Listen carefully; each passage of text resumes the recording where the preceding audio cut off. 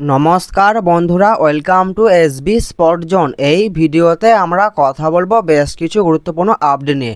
বেশ কিছু গুরুত্বপূর্ণ বড় আপডেট বেরিয়ে আসছে। এই আপডেটগুলি আজকের এই ভিডিওতে তোমাদেরকে জানাবো। ভিডিওটা সবাই প্রথম থেকে শেষ পর্যন্ত দেখবে, না হলে অনেক আপডেট মিস করে যাবে। তো চলো ভিডিও টপিক নিয়ে কথা বলা যাক। প্রথমেই আমরা কথা বলবো মোহনবাগানকে নিয়ে। তো মোহনবাগানের প্লেয়ার গ্রেগ স্টুয়ার্টকে নিয়ে সংবাদ প্রতিদিনের তরফ থেকে একটা বড় আপডেট শেয়ার করা হয়েছে। তো সংবাদ প্রতিদিনের তরফ থেকে যেটা জানানো হয়েছে সেটা হলো যে তারা জানিয়েছে যে যত দূর জানা যাচ্ছে স্টুয়ার্ট নিজেই এখন পরের মরশুম নিয়ে মোহনবাগানের সঙ্গে চূড়ান্ত কথা বলার জন্য হাঁকপাঁক করছে না, কারণ তিনি কিছুটা ধীরে চলছেন। এক্ষেত্রে তার ইচ্ছে অন্তত মাসখানেক পরে মোহনবাগান টিম ম্যানেজমেন্টের সঙ্গে আলোচনায় বসা। মানে তিনি এখন মোহনবাগানের টিম ম্যানেজমেন্টের সঙ্গে আলোচনায় বসতে চাইছেন না, তো কয়েক মাস বাদ তিনি মোহনবাগানের ম্যানেজমেন্টের সঙ্গে তিনি আলোচনায় বসতে চাইছেন। সংবাদ প্রতিদিনের তরফ থেকে এটাও জানানো হয়েছে যে এর পিছনে একটাই কারণ, তিনি ভীষণভাবে চেষ্টা করছেন ইংল্যান্ডের কোনো ক্লাবের সঙ্গে চুক্তিবদ্ধ হতে। না হলে হয়তো ভালো প্রস্তাব পেলে ফিরে যেতে পারেন স্কটিশ কোনো ক্লাবেই। এমনিতে স্টুয়ার্ট একটু হোমসিক প্রকৃতির। খেয়াল করে দেখুন, মুম্বাই সিটি এফসিতে ডুরান্ড কাপ আর এএফসি চ্যালেঞ্জ লিগ খেলে মরশুমের মাঝপথে চুক্তি ভেঙে চলে গিয়েছিল স্কটিশ ক্লাবে। মোহনবাগানের সঙ্গে দীর্ঘ চুক্তি না করার পিছনে একটাই কারণ, যে কোনো সময়ে ফিরে যেতে পারেন তিনি তার দেশে। এর আগেও যখন জামশেদপুর এফসির হয়ে খেলেছিলেন তিনি, সেখানেও চুক্তি ছিল মাত্র 1 বছরের এবং সেখানেও চুক্তি শেষে দল বদলে গিয়েছিলেন মুম্বাই সিটি এফসিতে। গ্রেগ স্টুয়ার্টের ফুটবল কেরিয়ার লক্ষ্য করলেও দেখা যাবে কেরিয়ারের বেশিটা সময় খেলেছেন নিজের দেশের ফুটবল ক্লাবে। এবারও প্রাথমিকভাবে সেটাই পরিকল্পনা তার। চেষ্টা করছেন দেশের কোনো প্রথম সারির ক্লাবের সঙ্গে চুক্তিবদ্ধ হতে। সেই কারণেই মোহনবাগানের সঙ্গে আলোচনার জন্য হাতে মাসখানেক সময় রাখতে চাইছেন তিনি। আর একান্ত যদি ইংল্যান্ড স্কটল্যান্ডের ভালো কোনো ক্লাব পাওয়া না যায়, তাহলে ভারতে খেললে মোহনবাগানই খেলবেন। সবুজ মেরুন জার্সি ছাড়া অন্য কোনো ক্লাবের জার্সি পরে খেলার ইচ্ছা নেই তার।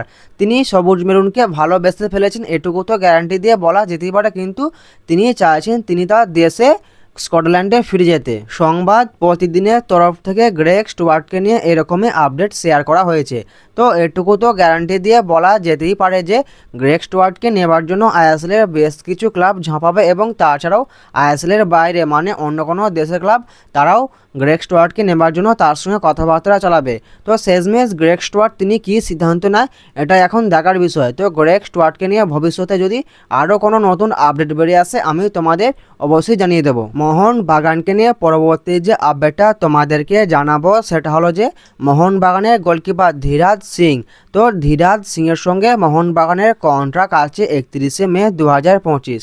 তো 31শে মে শেষ হয়ে গেলে তার সঙ্গে মোহনবাগানের আর কোনো কন্ট্রাক্ট থাকবে না। যে খবরটা বেরিয়ে আসে সেটা হলো যে ধীরাজ সিংয়ের সঙ্গে মোহনবাগান ম্যানেজমেন্ট তারা আরও 2 বছরের কন্ট্রাক্ট বাড়িয়ে নিতে চাইছে, কিন্তু ধীরাজ সিং তিনি মোহনবাগানের গেম টাইম চাইছেন। এরকমই আপডেট বেরিয়ে আসছে ধীরাজ সিংকে নিয়ে। মোহনবাগান তার সঙ্গে আরও 2 বছরের কন্ট্রাক্ট করতে চাইছে, কিন্তু তিনি মোহনবাগানে গেম টাইম চাইছেন। তো ধীরাজ সিংকে নিয়ে এখন লেটেস্ট আপডেট এটাই বেরিয়ে আসছে।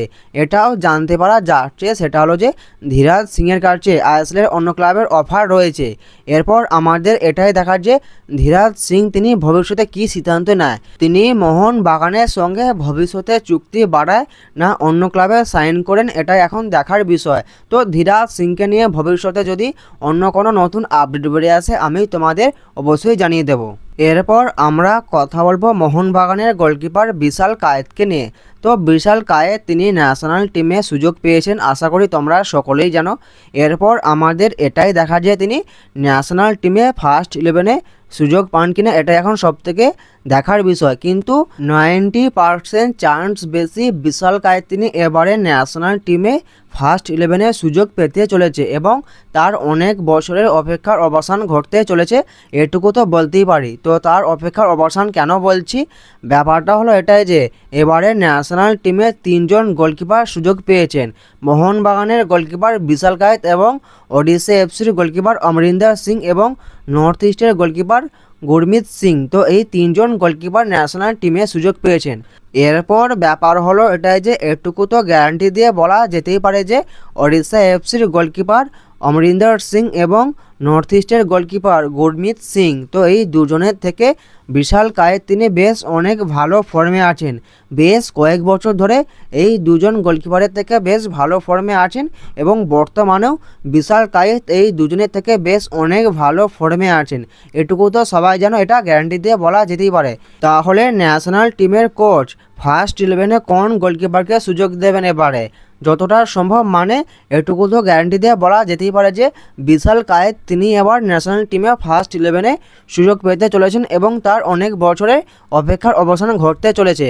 তো বিশাল কায়েতকে নিয়ে তোমাদেরকে এটুকুই জানানো ছিল, এটা তোমাদেরকে জানিয়ে দিলাম। এরপর আমরা কথা বলবো কেরালা ব্লাস্টার এফসিকে নিয়ে। তো কেরালা ব্লাস্টার এফসিকে নিয়ে এখন তোমাদেরকে যে আপডেটটা জানাবো সেটা হলো যে আমি তোমাদেরকে মোটামুটি অনেক দিন আগেই একবার জানিয়েছিলাম যে কেরালা ব্লাস্টার এফসি ম্যানেজমেন্ট তারা মুম্বাই সিটি এফসির প্লেয়ার, মুম্বাই সিটি এফসির লেফট উইংয়ে খেলা প্লেয়ার বিপিন সিংকে নেবার জন্য কেরালা ব্লাস্টার এফসি তারা ইন্টারেস্ট ফোকাস করেছে। তখন আমি তোমাদেরকে এই আপডেটটা জানিয়েছিলাম, কিন্তু এখন যে আপডেটটা বেরিয়ে আসে সেটা হলো যে কেরালা ব্লাস্টার এফসি তারা বিপিন সিংকে ফ্রি কন্ট্রাক্টে সাইন করাতে চাইছে। বিপিন সিংয়ের সঙ্গে মুম্বাই সিটি এফসির কন্ট্রাক্ট শেষ হচ্ছে 31শে মে 2025। তো সামনেই তার সঙ্গে মুম্বাই সিটি এফসির কন্ট্রাক্ট শেষ হয়ে যাচ্ছে। তো সেই জন্য কেবিএফসি ম্যানেজমেন্ট তারা চাইছে যে বিপিন সিংকে এখন থেকে ফ্রি কন্ট্রাক্টে সাইন করাতে, এবং যেটা জানতে পারা যাচ্ছে যে কেরালা ব্লাস্টার এফসি ম্যানেজমেন্ট তারা বিপিন সিংয়ের জন্য অল আউট ঝাঁপাতে পারে, এরকমই আপডেট বেরিয়ে আসছে বিপিন সিং এবং কেরালা ব্লাস্টার এফসিকে নিয়ে। এরপর এটাই দেখার যে মুম্বাই সিটি এফসি তাদের তারকা প্লেয়ার বিপিন সিংকে তাদের দলে ধরে রাখতে পারে কিনা, এটা এখন দেখার বিষয়। তো বিপিন সিংকে নিয়ে ভবিষ্যতে নতুন কোনো আপডেট বেরিয়ে এলে আমি তোমাদের অবশ্যই জানিয়ে দেবো। এরপর আমরা কথা বলবো ইস্টবেঙ্গল এফসিকে নিয়ে। তো ইস্টবেঙ্গল এফসিকে নিয়ে প্রথম যে আপডেটটা বেরিয়ে আসে সেটা হলো যে যেটা জানতে পারা যাচ্ছে যে ইস্টবেঙ্গল এফসি রাইট ব্যাকে খেলা প্লেয়ার মোহাম্মদ রাকিব। তো মোহাম্মদ রাকিবের সঙ্গে ইস্টবেঙ্গল এফসির কন্ট্রাক্ট আছে 31শে মে 2026 সাল পর্যন্ত। তার সঙ্গে এখনও ইস্টবেঙ্গল এফসির আরও 1 বছরের কন্ট্রাক্ট আছে। কিন্তু যেটা জানতে পারা যাচ্ছে যে ইস্টবেঙ্গল এফসি ম্যানেজমেন্ট তারা মোহাম্মদ রাকিবকে আর ইস্টবেঙ্গলে রাখতে চাইছে না এবং অস্কার ব্রুজও তাকে ছেড়ে দিতে চাইছে। তো মোহাম্মদ রাকিবকে ইস্টবেঙ্গল এফসি ম্যানেজমেন্ট তারা সামনের মরশুমে ছেড়ে দিতে চাইছে এবং মোহাম্মদ রাকিবকে নিয়ে ইস্টবেঙ্গলের এইরকমই ভাবনা চিন্তা আছে এবং এরকমই আপডেট বেরিয়ে আসছে। ইস্টবেঙ্গলকে নিয়ে পরবর্তী যে আপডেটটা তোমাদেরকে জানাবো সেটা হলো যে ইস্টবেঙ্গলকে নিয়ে একটা বড় রিউমার বেরিয়ে আসছে। যে রিউমারটা বেরিয়ে আসছে সেটা হলো যে ইস্টবেঙ্গল এফসি ম্যানেজমেন্টের শর্ট লিস্টে রয়েছে হায়দ্রাবাদ এফসি সেন্টার ব্যাকে খেলা প্লেয়ার আলেক্স সার্জি। তো আলেক্স সার্জি তিনি ইস্টবেঙ্গল এফসি ম্যানেজমেন্টের শর্ট লিস্টে রয়েছে এবং তাকে ভবিষ্যতে অফার করা হবে নতুন মরশুমের জন্য। আলেক্স সার্জির মার্কেট ভ্যালু হলো 1 কোটি টাকার মতন। এরপর ব্যাপার হলো এটাই যে আলেক্স সার্জির সঙ্গে হায়দ্রাবাদ এফসির কন্ট্রাক্ট আছে 31শে মে 2027 সাল পর্যন্ত। বেশ একটা বড় কন্ট্রাক্ট আছে। ইস্টবেঙ্গলের তরফ থেকে আলেক্স সার্জিকে পরে একটা অফার করা হবে এবং তাকে দলে নেবার জন্য ইস্টবেঙ্গল এফসি ট্রাই করবে, এরকমই একটা বড় রিউমার বেরিয়ে আসছে ইস্টবেঙ্গল এফসি ম্যানেজমেন্টকে নিয়ে। তো আমার কাছে তেমন কোনো সঠিক আপডেট নাই, তো একটা রিউমার বেরিয়ে আসছে, তো সেই জন্য তোমাদেরকে এই রিউমারটা জানিয়ে দিলাম। তো পরবর্তীকালে যদি নতুন কোনো আপডেট সত্যি ভালো কিছু সোর্স থেকে বেরিয়ে আসে আমি তোমাদের অবশ্যই জানিয়ে দেবো। এরপর আমি তোমাদেরকে যে আপডেটটা জানাবো সেটা হলো যে সুনীল ছেত্রীর জাতীয় দলে প্রত্যাবর্তন নিয়ে রাহুল ভেকে তিনি একটা বড় মন্তব্য করেছেন। তিনি বলেছেন যে আমি সত্যিই জানতাম না যে তিনি জাতীয় দলে ফিরছেন। বেঙ্গালুরু এফসি অনুশীলনের সময় যেদিন তার প্রত্যাবর্তনের ঘোষণা হয় সেদিনই তিনি আমাদের সিদ্ধান্তের কথা জানান। আমি মনে করি এটি দলের জন্য দারুণ খবর, কারণ বর্তমানে তিনি আইএসএলের শীর্ষ ভারতীয় গোলদাতা। তো আজকের এই ভিডিওতে তোমাদেরকে এই আপডেটগুলোই জানানো ছিল, এই আপডেটগুলো তোমাদেরকে জানিয়ে দিলাম। ভিডিওটা যদি ভালো লাগে ভিডিওটা অবশ্যই একটা লাইক করে দিও। যারা আমাদের চ্যানেলে প্রথমবার আসবে চ্যানেলটা অবশ্যই সাবস্ক্রাইব করে দিও। তো দেখা হচ্ছে নতুন কোনো একটা ভিডিওতে।